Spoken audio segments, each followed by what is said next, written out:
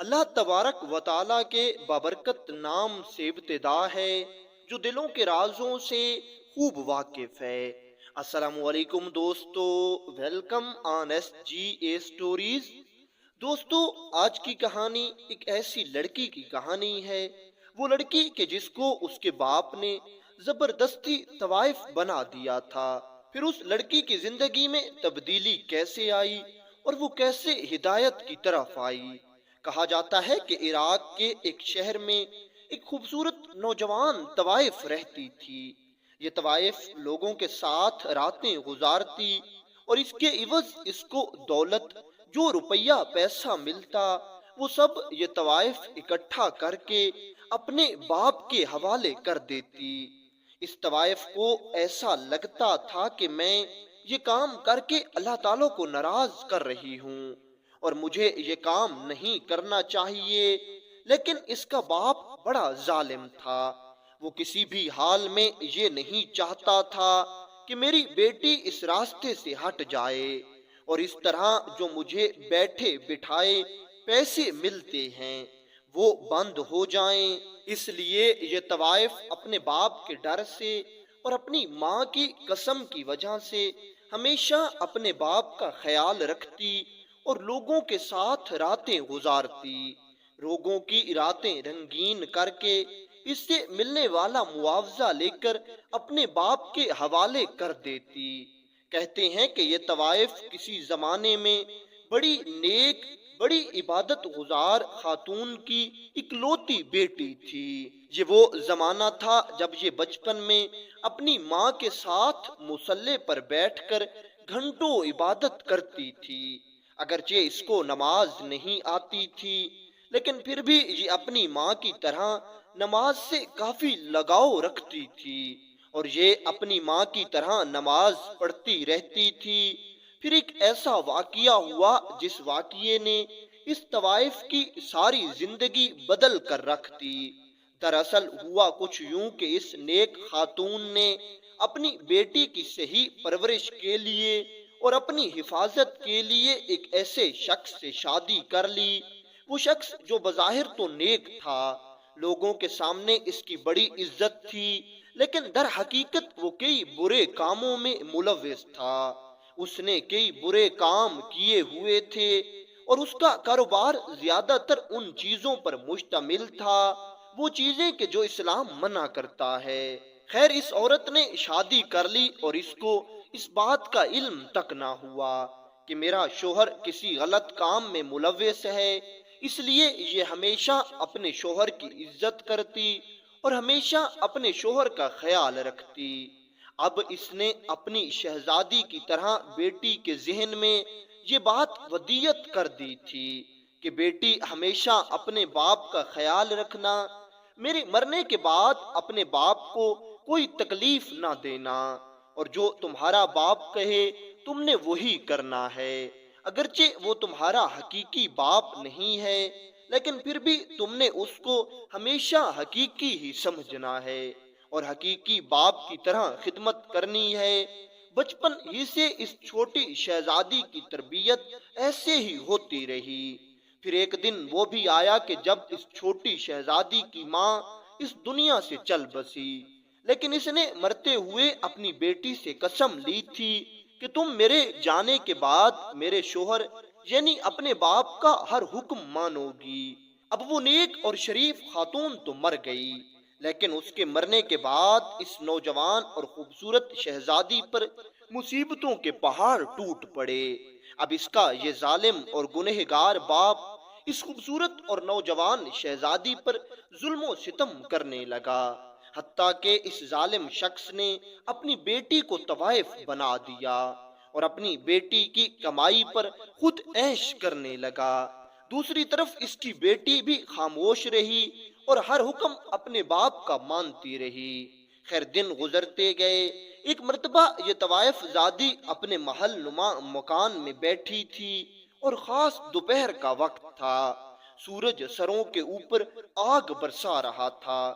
لوگ کچھ دیر سستانے کے لیے چھاؤں کی تلاش میں تھے کہ تبھی اس خوبصورت اور نیک دل ماں کی شہزادی بیٹی کے محل نما مکان کے دروازے پر دستک ہوئی۔ کسی وجہ سے دروازہ کھولنے میں تھوڑی تاخیر ہو گئی۔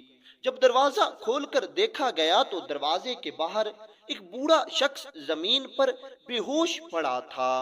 جب شہزادی کو اس بات کی اطلاع دی گئی تو اس نے اپنی کنیزوں اور خادماؤں کے ذریعے اس بوڑھے باریش شخص کو دروازے سے اٹھوایا اور محل کے اندر لے آئی۔ اب اس بوڑھے کو شہر کے حکیم کے ذریعے ہوش میں لایا گیا۔ جب یہ بوڑھا باریش شخص ہوش میں آیا، اس نے خود کو ایک انتہائی نرم و ملائم بستر پر سوئے ہوئے پایا۔ یہ بوڑھا شخص یہ دیکھ کر حیران ہوا کہ اس کے قریب ہی ایک خوبصورت نوجوان لڑکی کھڑی ہے۔ یہ بوڑھا شخص بہت کمزور ہو چکا تھا اور حکیم نے جاتے ہوئے اس لڑکی سے کہہ دیا تھا کہ اس بوڑھے انسان کو مکمل آرام کی ضرورت ہے اور اچھی غذا بھی اس کے لیے نہایت ضروری ہے، اس لیے اس کا خیال رکھنا۔ اب اس طوائف نے اس بوڑھے شخص کی بہت خدمت کی، اس کا بہت خیال رکھا۔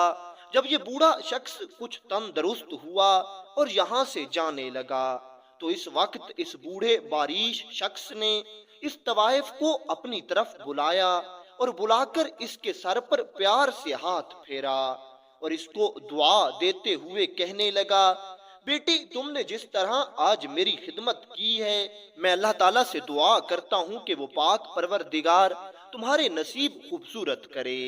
اب اس دعا کا مطلب یہ تھا کہ اللہ تعالیٰ تمہاری شادی کسی ایسے گھر میں کرے جس گھر میں تم اسی طرح عیش سے رہو جس طرح تم اپنے گھر میں رہتی ہو۔ جب اس خوبصورت نوجوان شہزادی نے اس بوڑھے شخص سے یہ دعا سنی تو اس کی آنکھوں میں آنسو آ گئے، کیونکہ اس بوڑھے شخص نے دل سے اور انتہائی پیار کے ساتھ دعا دی تھی، اس لیے یہ دعا طوائف کے دل کو جا لگی۔ اس طوائف کو اس طرح روتا ہوا دیکھ کر اس بوڑھے شخص نے اس طوائف کو دلاسا دیا اور پھر پوچھا، بیٹی تم کیوں رو رہی ہو؟ کیونکہ اس بوڑھے شخص کو معلوم نہیں تھا کہ یہ کون ہے۔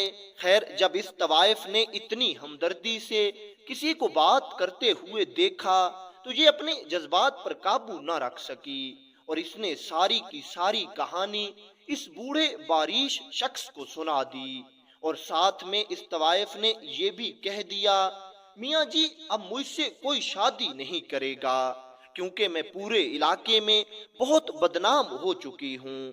اس طوائف کی کہانی سن کر اس بوڑھے شخص کو بہت دکھ ہوا۔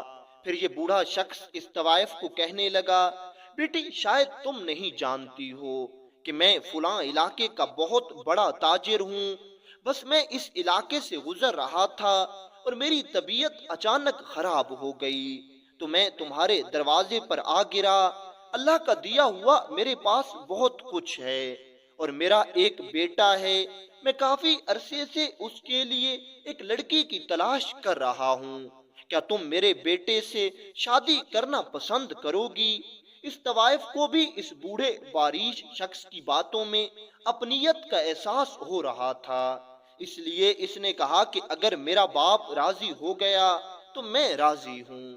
جب اس تاجر نے جا کر اس لڑکی کے باپ سے بات کی اور اس کو اپنے بارے میں بتایا کہ میں فلاں علاقے کا تاجر ہوں، جب اس لالچی انسان نے سنا کہ میری بیٹی اتنے بڑے تاجر کے گھر میں جائے گی تو اس نے بغیر کچھ سوچے سمجھے لالچ میں آ کر ہاں کر دی۔ پھر کیا تھا، اس بوڑھے شخص نے اس طوائف کو، جو کہ حقیقت میں ایک نیک دل لڑکی تھی اور ایک شریف ماں کی شہزادی تھی، اپنے ساتھ لیا اور اپنے بیٹے سے اس کا نکاح پڑھوا کر اپنے بیٹے کی بیوی بنا لی اور پھر واقعتاً اس لڑکی کی باقی زندگی عیش سے گزری۔ اس کہانی کا مقصد فقط اتنا ہے کہ کوئی نیکی ضائع نہیں جاتی۔ جب آپ بغیر کسی لالچ کے کسی بھی انسان کی مدد کریں گے تو اللہ تعالیٰ اس کا آپ کو صلہ ضرور دیں گے۔